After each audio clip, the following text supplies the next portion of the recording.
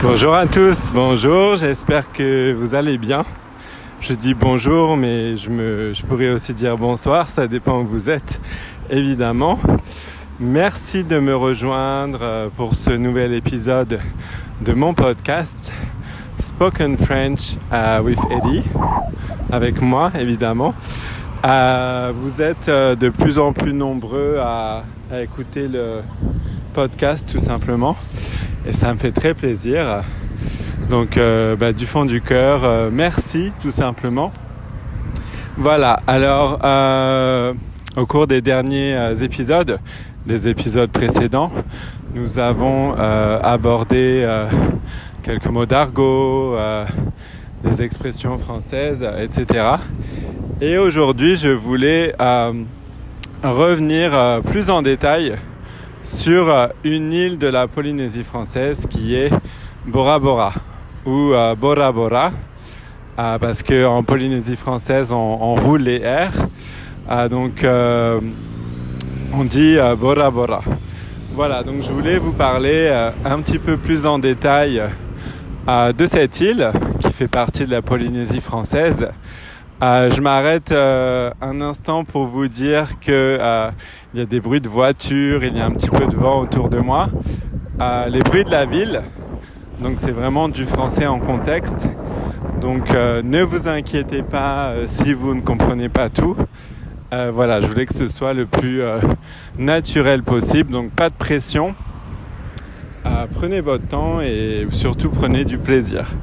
Voilà, donc pour revenir au sujet de Bora Bora, comme je disais dans un épisode précédent, la Polynésie française compte 118 îles. Donc 118, oui, vous avez bien entendu, ça fait beaucoup. Et il y a beaucoup de gens qui ne savent pas ça. Donc je voulais vous le rappeler et aujourd'hui je voulais m'intéresser plus particulièrement à Bora Bora. Alors pourquoi Bora Bora ? Tout simplement parce que c'est un sujet très intéressant. Cette île est particulièrement connue, elle est très connue. On a beaucoup de touristes sur cette île, donc beaucoup de touristes américains par exemple, beaucoup de touristes français aussi ou d'Europe en général, beaucoup de touristes japonais, beaucoup de touristes du monde entier finalement qui visitent Bora Bora, car Bora Bora est très connu pour ses lagons magnifiques d'un bleu incroyable, pour ses plages de sable blanc tout simplement somptueuses, qui font de cette île une destination idéale pour les lunes de miel notamment. Donc si vous ne connaissez pas lune de miel, ça veut dire honeymoon, les lunes de miel. C'est une très bonne expression pour enrichir votre vocabulaire. Voilà, donc idéal pour les lunes de miel, mais aussi pour les vacances en famille ou en couple tout simplement, pour fêter un événement particulier ou pour tout simplement se reposer, se détendre au milieu de ce décor paradisiaque. Voilà, donc une destination idéale pour tout type de voyageurs finalement. Donc pour toutes ces raisons, Bora Bora est une île extrêmement connue. Voilà, donc évidemment, comme je le disais, un lagon d'un bleu incroyable, des poissons multicolores. Donc si vous allez faire ce qu'on appelle en anglais du snorkeling, en français on dit aller voir les coraux en palme, masque et tuba, car c'est l'équipement qu'on prend avec nous pour s'adonner à ce type d'activité. Si vous allez faire donc du snorkeling, vous verrez des poissons incroyables de toutes les couleurs, des coraux incroyables, mais aussi on a des murènes par exemple, des raies, des requins de lagon, donc à Pointe-Noire par exemple, qui sont de taille assez petite. Voilà, donc vraiment un monde sous-marin absolument incroyable évidemment. Très avec beaucoup de diversité et très riche finalement. Voilà, c'est ce que je voulais dire. Donc ça, c'est dans le lagon. Et le lagon est extrêmement connu pour sa couleur et parce que l'eau y est très transparente, évidemment.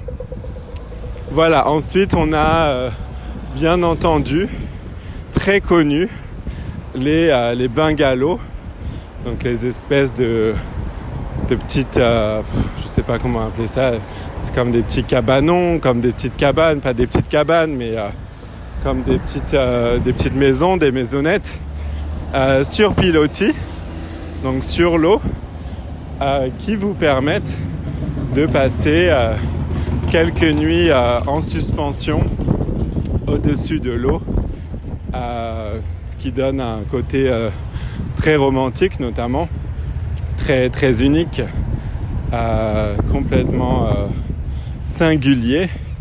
Voilà, donc les bungalows sur pilotis sont très connus et si vous regardez des photos de cette île sur internet, vous avez tout de suite les images de ces bungalows avec l'eau turquoise en fond évidemment et la montagne très connue de Bora Bora en fond également.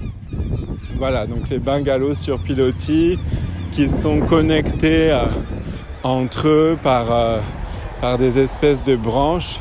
Et si vous les regardez vue du ciel, ça fait un petit peu comme des branches, comme un arbre aux multiples branches. C'est très joli, c'est très, ça a beaucoup de charme, beaucoup de charisme évidemment. Voilà, donc les bungalows sur pilotis, c'est vraiment la marque de fabrique entre guillemets des hôtels de luxe de Bora Bora. Voilà, donc il y a des hôtels de luxe, mais il y a aussi d'autres types d'hôtels ou des pensions de famille, ce qu'on appelle des pensions de famille. C'est vraiment incroyable comme expérience de rester, de passer un moment, quelques jours dans une pension de famille, de séjourner dans une pension de famille, car c'est vraiment naturel. Vous passez quelques nuits chez l'habitant, dans une famille originaire de Bora Bora, ou au moins originaire de Bora Bora, et vous passez vraiment un séjour typique et vraiment, j'allais dire naturel, vraiment